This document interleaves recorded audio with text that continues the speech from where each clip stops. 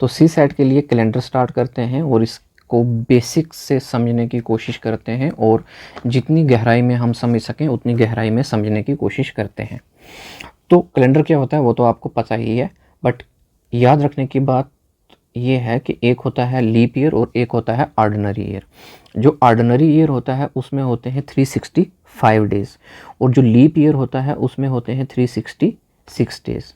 तो ordinary year और leap year में एक दिन का फ़र्क होता है, लीप ईयर में एक दिन एक्स्ट्रा होता है।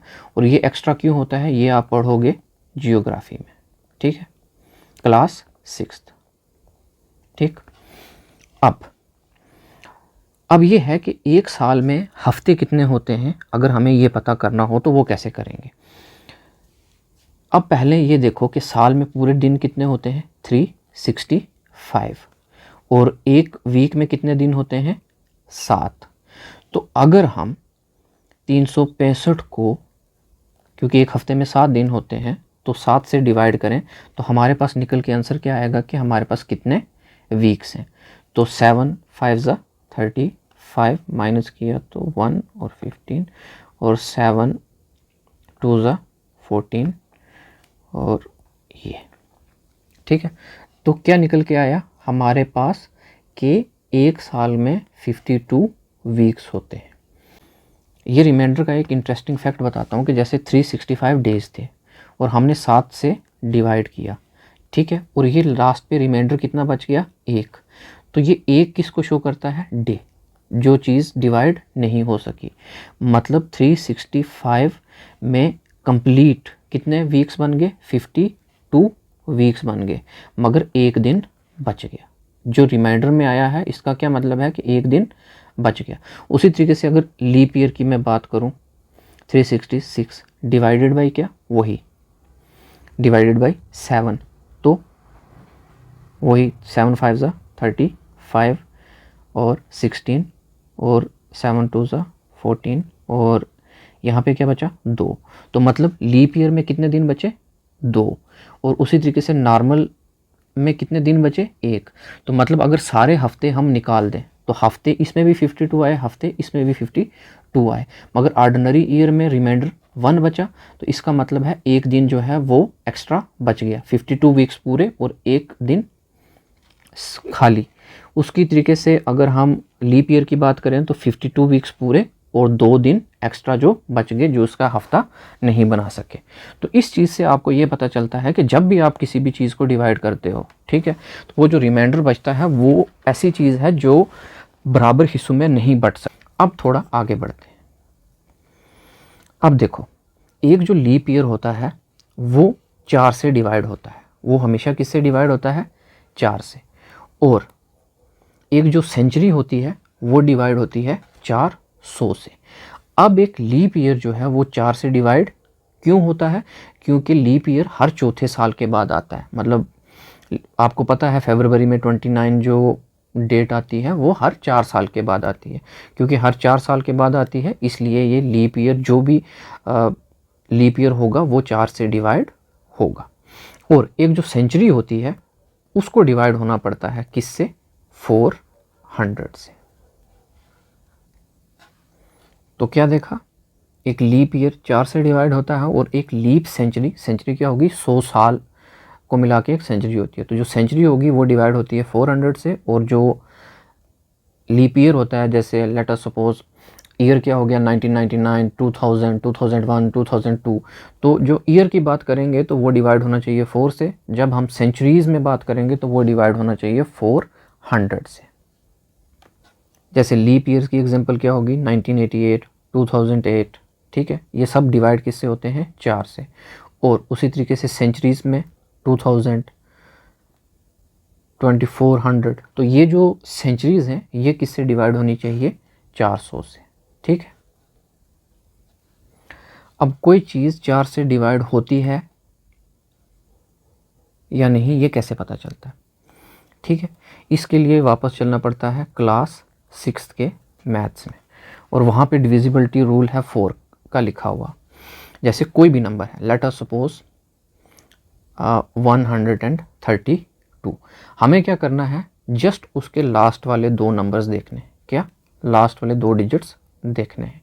अगर ये लास्ट वाले 2 डिजिट्स 4 से डिवाइड हो जाते हैं तो ये पूरा नंबर भी 4 से डिवाइड हो जाएगा। जैसे यही इन्हीं की एग्जांपल ले लेते हैं, 1988, और 1988 में लास्ट वाले 2 डिजिट्स क्या हैं, 88। तो उठाओ 88 को, तो ये तो वैसे ही पता है कि ये 4 से डिवाइड हो जाते हैं, 4 2 ज़ा 8 एंड 4 2 ज़ा 8, ठीक है। तो ये डिवाइड हो गए, लास्ट 32 4 से डिवाइड हो गया, तो इसका मतलब है 132 भी जो है वो 4 से डिवाइड होगा, ठीक है। उसी तरीके से 1988, क्योंकि 88 डिवाइड हो गया है 4 से, तो 1988 भी डिवाइड किससे हो जाएगा, 4 से। उसी तरीके से 2008 का देख लेते हैं, तो 2008 में लास्ट 2 डिजिट क्या है, 08, तो ये 8 4 से डिवाइड होता है, इसलिए 2008 भी जो है वो 4 से डिवाइड होगा। ऐसे आप कोई भी एग्जांपल ले लो रैंडमली, कोई भी एग्जांपल, जैसे 2 2 2 2, तो लास्ट पे क्या है 22, तो 22 4 से डिवाइड नहीं होता, तो ये भी 4 से डिवाइड नहीं होता। उसी तरीके से 2 2 1 6, तो 16 जो है ये 4 से डिवाइड होता है, इसलिए 2216 भी जो है वो 4 से डिवाइड हो जाएगा। तो बाद में आप कैलकुलेटर लेके देख लेना, लास्ट के 2 डिजिट्स अगर 4 से डिवाइड होते हैं तो यही से हमें पता चल जाता है कि पूरा नंबर 4 से डिवाइड होगा, चाहे वो नंबर जितना मर्जी लंबा क्यों ना हो। ये इतना लंबा, लास्ट पे अगर ये 12 है, 12 4 से डिवाइड होता है लास्ट के 2 डिजिट, तो ये पूरे का पूरा नंबर भी किससे डिवाइड हो जाएगा, 4 से हो जाएगा, ठीक है। अब थोड़ा आगे चलते हैं, तो उसी तरीके से हमने देखा कि 4 से डिवाइड होता है 1988, तो इसलिए ये लीप ईयर है। 2008 भी 4 से डिवाइड होता है, इसलिए ये भी लीप ईयर है। और सेंचुरीज़ में देखें तो 2000 जो है वो 400 से डिवाइड हो जाता है, इसलिए ये लीप ईयर है। और 2400 भी जो है वो 400 से डिवाइड हो जाता है, इसलिए ये भी लीप ईयर है। अब एक और चीज़ देख लेते हैं इसी को शॉर्टकट में, जैसे 2400 है, ठीक है। अब इसे हमें डिवाइड करना है 400 से, या तो 400 का टेबल पढ़ो, तो या फिर एक सिंपल सा तरीका, इस 0 को एक टाइम के लिए इन दोनों ज़ीरो को भूल जाओ, सिर्फ देखो कि यहाँ पे 4 है और यहाँ पे देखो कि 24 है, ठीक है। अगर यहाँ पे भी 2 ज़ीरो हैं, यहाँ पे भी 2 ज़ीरो हैं, तो दोनों ज़ीरो को भूल जाओ, यहाँ के 2 को भी, यहाँ के 2 को भी। अब 4 का टेबल पढ़ो 24 तक, तो 4 6 24, तो बस ये 2 ज़ीरो थे, यहाँ पे लगा दो 2 ज़ीरो, आंसर खत्म। तो ऐसे ही क्विक डिवीजन भी आप कर सकते हो जब यहाँ के 0 और यहाँ के 0 बराबर हो, ठीक है। तो उसी तरह से ये ईयर जो है 1999, ये लीप ईयर नहीं है, क्योंकि लास्ट पे 99 है, और ये 99 जो है 4 के टेबल में नहीं आता, इसलिए 1999 भी 4 के टेबल में नहीं आएगा, और ये लीप ईयर भी नहीं होगा। उसी तरीके से 2003, इसके लास्ट पे क्या है 03, तो 03 4 से डिवाइड नहीं होते, तो 2003 भी 4 से डिवाइड नहीं होगा, तो 4 से डिवाइड नहीं होगा, तो ये भी लीप ईयर नहीं होगा। उसी तरीके से 1700, अब ये ईयर की बात नहीं है, ये सेंचुरीज़ में बात चल रही है, तो अब इसको डिवाइड होना पड़ेगा 400 से, तो क्योंकि 1700 400 से डिवाइड नहीं होता, इसलिए ये भी लीप सेंचुरी नहीं है। और 1800 अगर इसकी हम बात करें तो ये भी 400 से डिवाइड नहीं होती, इसलिए ये भी नहीं होगी, ठीक है। अब एक जो साल होता है, साल के अंदर हमारे पास 76 जो हैं वो ऑर्डिनरी ईयर्स होते हैं, और 24 जो होते हैं लीप ईयर्स होते हैं, ठीक है। तो अब ये वाला फैक्ट हमें याद रखना पड़ेगा कि एक साल में क्या होता है, 76 ऑर्डिनरी मतलब 365 दिन वाले 76 होते हैं, और हमारे पास 366 दिन वाले एक सेंचुरी के अंदर कितने होते हैं, 24। अब कहानी को आगे बढ़ाते हैं, तो अब देखते हैं ऑड डेज।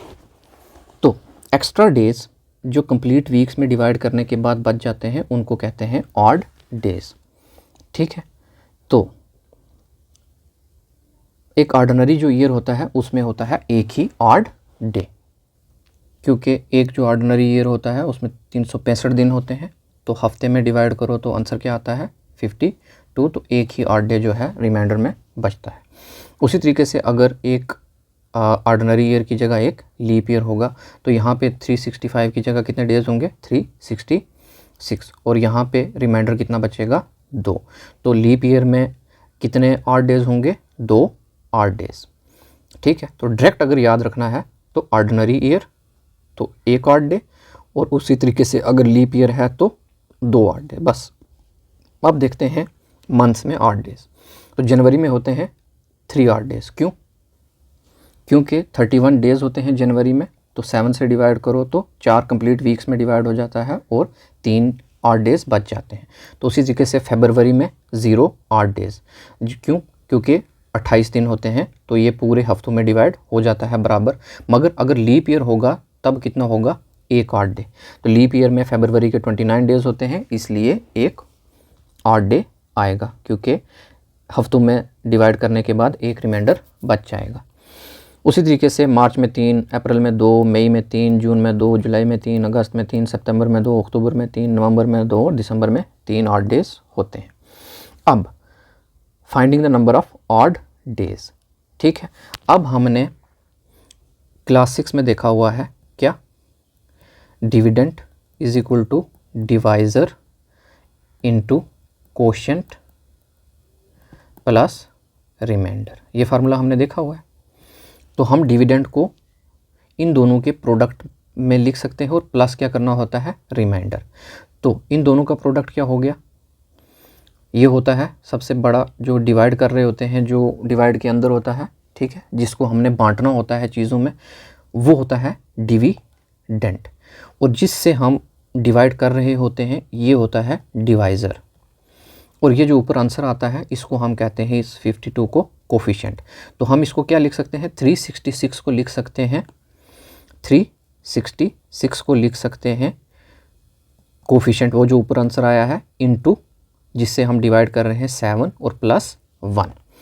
तो ये लिखा क्या, 365 को हम क्या लिख सकते हैं 52 इंटू 7 और प्लस 1। ये हो गया रिमाइंडर, ये हो गया डिवाइज़र, ये हो गया कोफिशिएंट।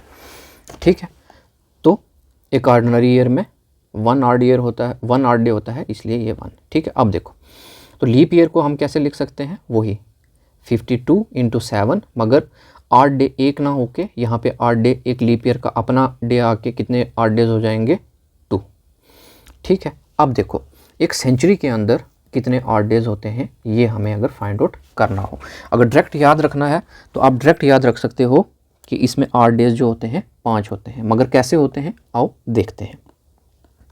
एक सेंचुरी के अंदर हमारे पास होते हैं 76 ऑर्डिनरी ईयर्स और लीप ईयर कितने होते हैं 24।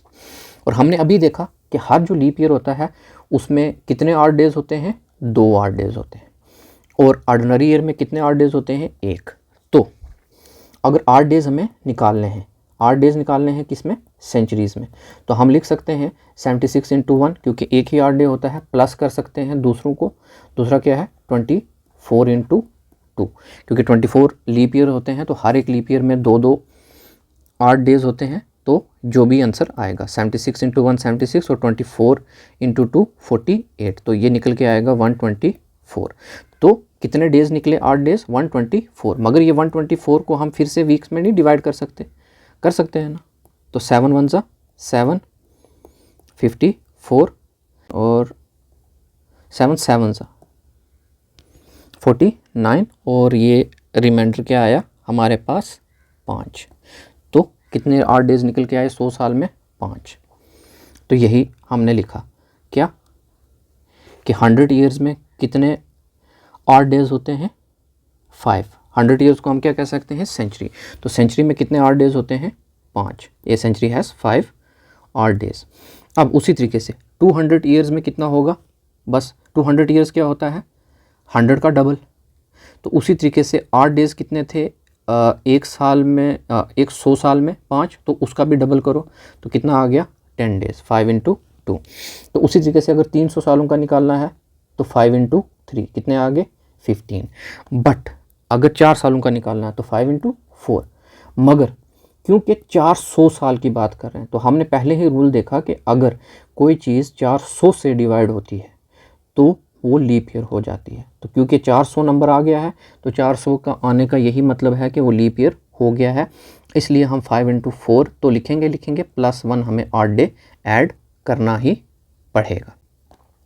5 × 4 कितना होता है 20, और 20 + 1 21 तो 21 7 के टेबल में आता है तो एग्जैक्टली डिवाइड हो जाता है। तो 21 डेज़ के कितने वीक बनते हैं 3, तो 3 वीक्स पूरे के पूरे बन जाते हैं। जब 3 वीक्स पूरे के पूरे बन जाते हैं तो रिमाइंडर कुछ बचता ही नहीं, ऑड डेज कुछ बचता ही नहीं।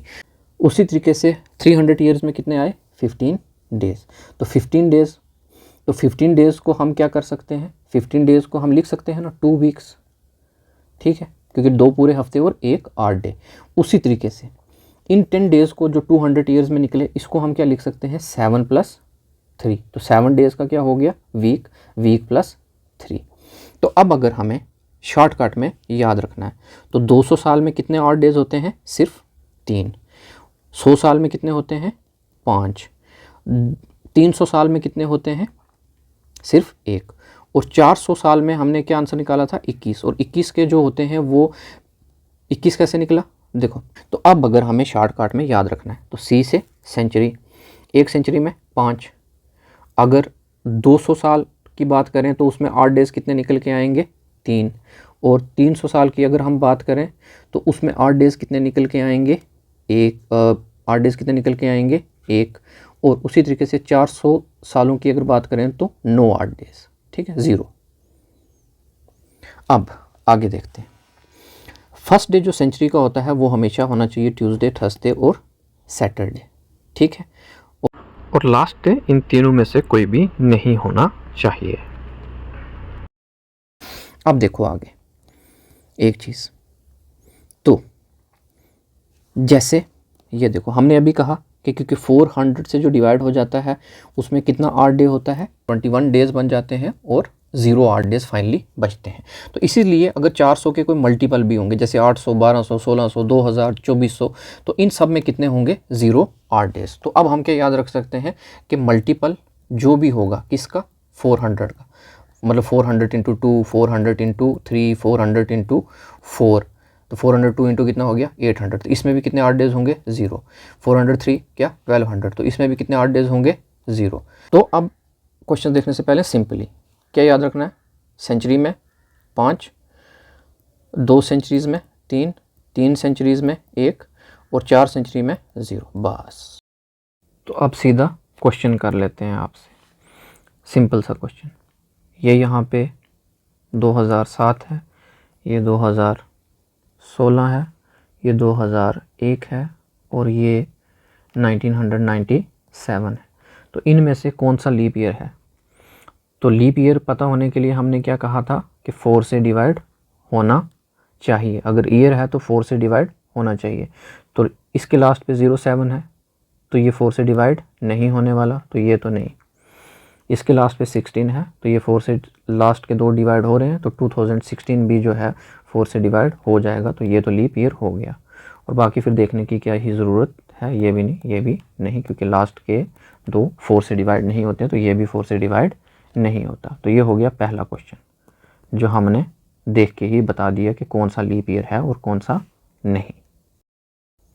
अब कैलेंडर का एक और कंसेप्ट देखते हैं जिसमें या तो डे गेन होगा हमारे पास या फिर डे जो है उसका लॉस होगा, ठीक है। तो इस कंसेप्ट को डिटेल में समझते हैं। अगर बात आती है हमारे पास ऑर्डिनरी ईयर की और दूसरी बात किसकी आ सकती है, लीप ईयर की। तो ऑर्डिनरी ईयर में हमने क्या देखा था कि ऑड डेज कितने होते हैं 1, ठीक है। तो अब लेट अस सपोज कि इस साल जो भी दिन है, लेट अस सपोज 1 जनवरी को क्या है मंडे है, ठीक है। 1 जनवरी 2023 को क्या है मंडे। तो 1 जनवरी अगर 2024 को पूछा जाए कि क्या होगा, तो तब क्या होगा, तो तब क्या होगा, ये एक और डे बढ़ जाएगा। अगर मंडे था तो मंडे प्लस 1 डे हो जाएगा, मंडे प्लस 1 क्या होता है ट्यूसडे, ठीक है। उसी तरीके से अगर मैं बात करूं कुछ और, अगर मैं कहूं कि आज ट्यूसडे है और मंथ है फरवरी का और डेट है 8, तो साल है 1900। तो 1901 में फरवरी 8 को क्या दिन होने वाला है? तो ऑर्डिनरी ईयर में क्या करते होते हैं, जस्ट 1 ऐड, तो क्या हो जाएगा, ट्यूसडे का एक आगे वेडनेसडे। ठीक है, अब देखो कंसेप्ट क्या है कि जब ऑर्डिनरी ईयर में हम आगे मूव करते हैं तो हम क्या करते हैं, +1। बट अगर हम लीप ईयर में एक स्टेप आगे जाते हैं, क्या करते हैं, लीप ईयर में आगे जाते हैं तो हमें क्या करना पड़ता है, +2। ऑर्डिनरी में +1 और लीप ईयर में +2। और अगर पीछे आना है, अगर रिवर्स फ्लो करना है, पिछले साल में आना है अगले से, तो ऑर्डिनरी ईयर में -1 करना पड़ता है और लीप ईयर में -2। अब देखो ये वाला क्वेश्चन, ठीक है, इसी कंसेप्ट में। तो क्या कहता है क्वेश्चन कि जनवरी 3, 2007 को फ्राइडे था। अब जो जनवरी 3 है वो 2008 की कब पड़ेगी? तो अब देखो 2008 जो है ये लीप ईयर है। क्यों?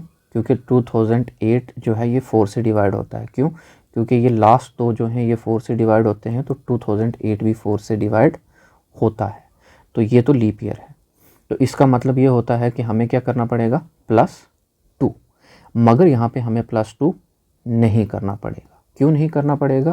क्योंकि अभी महीना कौन सा है, जनवरी 3, मतलब अभी जनवरी की 3 तारीख ही हुई है, अभी फरवरी 29 नहीं आया। तो क्या याद रखना होता है लॉजिक, कि डे 1 नॉर्मल ईयर होगा, ऑर्डिनरी ईयर होगा, तो +1 ऐड करते हैं, लीप ईयर में +2 ऐड करते हैं, मगर ये +2 तब ऐड करते हैं जब फरवरी का महीना क्रॉस होगा। अगर फरवरी का महीना क्रॉस नहीं हुआ तो +1 ही चलेगा, क्योंकि लीप ईयर का वो एक्स्ट्रा डे इंक्लूड नहीं हुआ। अगर फरवरी 29 हो जाएगी तो हम +2 करेंगे। अगर फरवरी का मंथ हमने क्रॉस नहीं किया, अगर हम मतलब दिल्ली तक, दिल्ली है अगर फरवरी 29, तो दिल्ली तक अगर हम पहुँचे ही नहीं तो हम दिल्ली को ऐड कैसे कर सकते हैं? तो +2 हम ऐड नहीं कर सकते, हम +1 ही करना पड़ेगा। तो उसी तरीके से अगर फ्राइडे था तो +1 अगले साल में उसी डेट पे क्या होगा, Saturday, as simple as that. मगर अगर उसी तरीके से मेरे पास मार्च, क्वेश्चन में क्या होता कि आज मार्च 2 को फ्राइडे है, क्या है, मार्च 2, और कौन सा साल, साल सेम ही रखते, साल क्या था, 2007।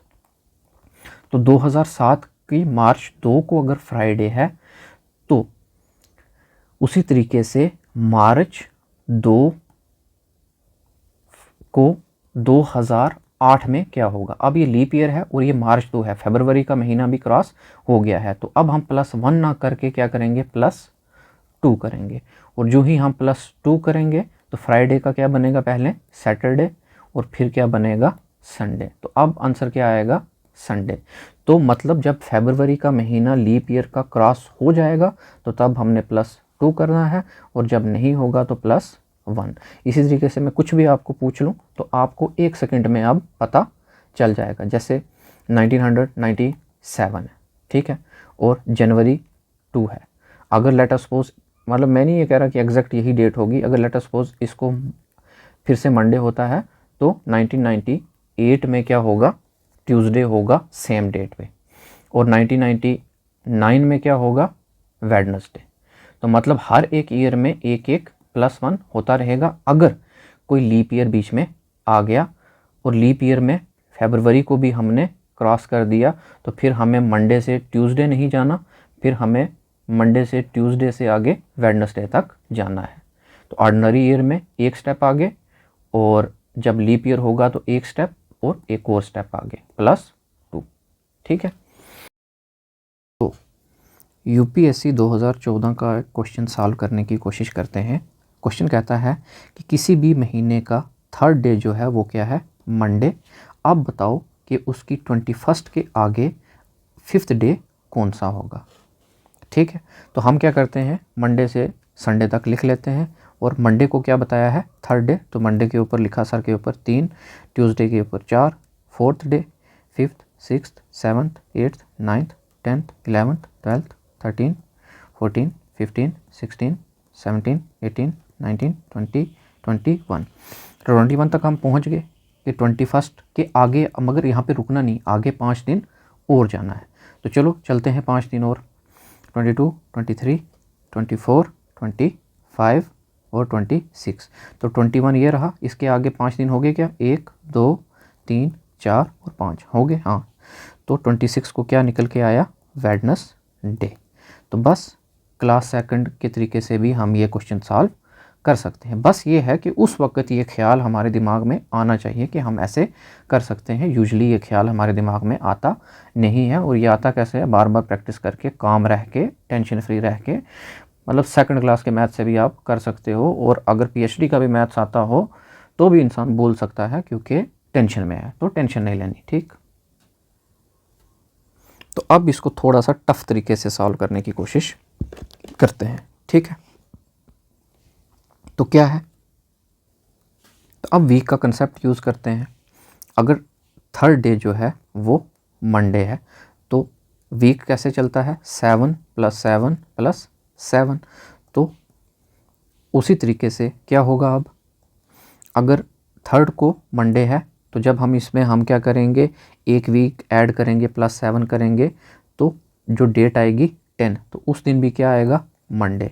फिर 10 में जब हम फिर से +7 कर देंगे, तो 17 डेट को भी क्या निकल के आएगा, मंडे।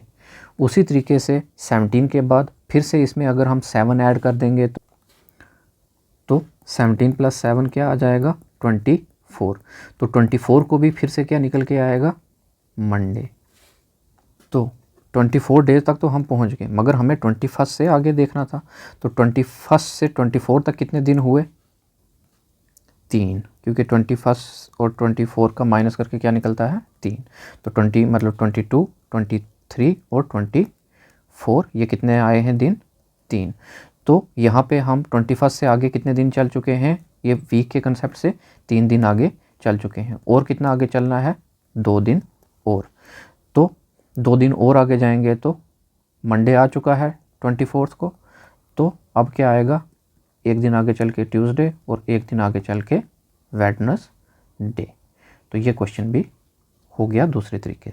इस तरीके को फिर से देख लो, क्या कि हमें पता है 7-7 दिन के बाद सेम डे रिपीट हो जाता है। तो अगर मंडे को जो है, थर्ड डे को मंडे है, तो +7 करेंगे तो जो 10th डेट होगी उस दिन भी मंडे होगा।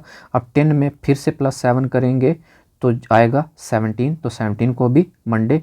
अब 17 में फिर से हम 7 प्लस करेंगे तो आएगी डेट 24, 24 को भी मंडे।